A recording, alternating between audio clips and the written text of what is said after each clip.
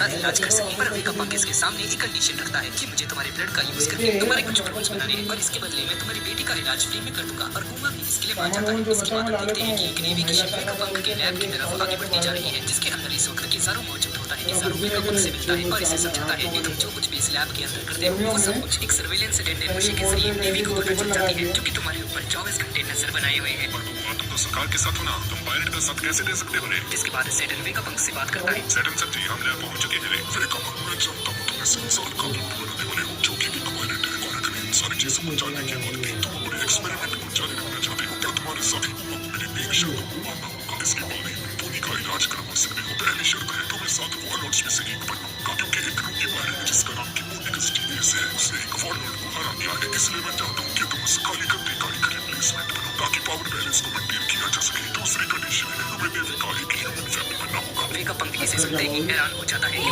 इसका मतलब था मैकेनिकली मॉडिफाई किया जाएगा और कुमा को एक साइबोर्ग में ट्रांसफॉर्म कर दिया जाएगा। और सबसे महत्वपूर्ण विषय, मैं जानता हूँ कि तुम रेवोल्यूशनरी आर्मी का हिस्सा रह चुके हो, तो हम नहीं चाहते कि तुम आगे चलकर सरकार की एक खतरा बन जाओ। इसलिए हम तुम्हारे ब्लड को तुम्हारी फैमिली को पूरी तरह से मिटा देंगे ताकि तुम आगे चलकर हमारे खिलाफ खड़े न हो जाओ। इस बात को सुनते ही वेगापंक अपने गुस्से पर काबू नहीं कर पाता है और सीधा सैटर्न से कहने लगता है कि भाई तुम मुझसे कराना क्या चाहते हो? तुम इसकी फ्री विल को छीनकर एक साइबोर्ग में बदल रही हो। ये तो ऐसा हुआ कि जैसे तुमने मुझे किसी का मर्डर करने के लिए कह दिया हो। और वेगापंक साफ साफ इसके लिए मना कर देता है।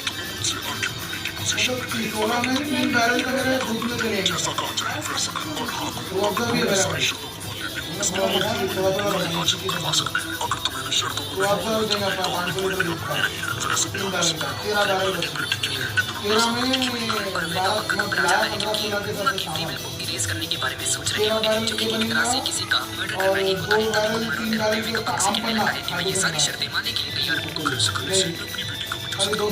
इसके लिए ये सुनते ही वेगापंक की आंखों में आंसू आ जाते हैं। जिसके बाद सैटर्न वेगापंक से कहता है कि कुमा के एक्सपेरिमेंट और इसकी बेटी को ठीक होने में कितना समय लगेगा। जिस पर वेगापंक बताता है कि उसे सफायर स्किन सर्जरी को करने के लिए टोटल 6 महीने लगेंगे और सर्जरी होने के बाद उसे 1 साल तक कहीं भी बाहर नहीं जाना है। इसका मतलब है कि टोटल 1.5 साल का समय लगेगा और कुमा के मॉडिफिकेशन में टोटल 2 साल लगेंगे। ये सुनते ही कुमा एक राहत की सांस लेता है कि इसकी बेटी 10 साल की होने से पहले ही ठीक हो जाएगी। हमारी बेटी को अपने कब्जे में रखेंगे।